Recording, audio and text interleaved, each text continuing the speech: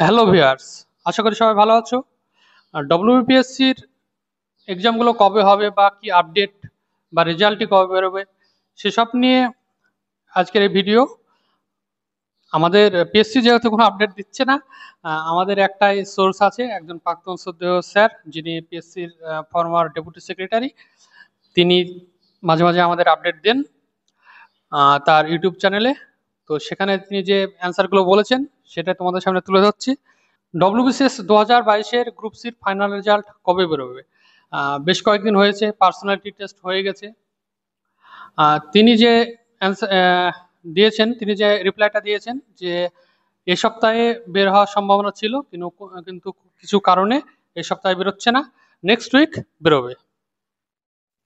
WBCS 2022-এর group D result তিনি জানিয়েছেন যে গ্রুপ সি রেজাল্ট বেরোবে, তারপরে গ্রুপ ডি রেজাল্ট বেরোবে।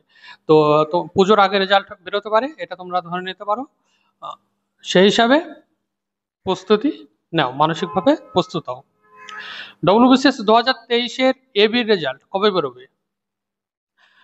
তিনি বলেছেন আফটার পুজোর আগে বের হওয়ার সম্ভাবনা খুব কম, তাই পুজোর পরেই এবি রেজাল্ট বেরোবে, এটাই তোমরা ধরে নিতে পারো।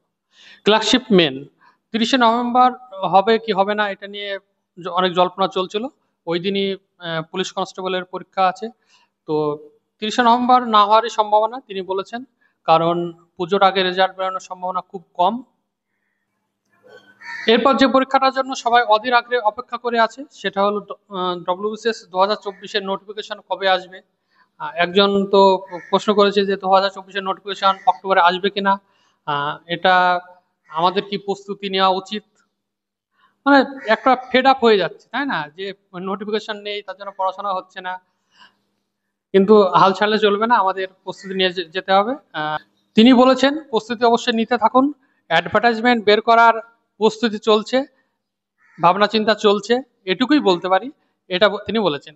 তো এই ছিল ডব্লিউবিপিএসসি রিলেটেড কিছু আপডেট। আপনারা পড়াশোনা জোর কদমে চালিয়ে যান, জয় হতেই হবে।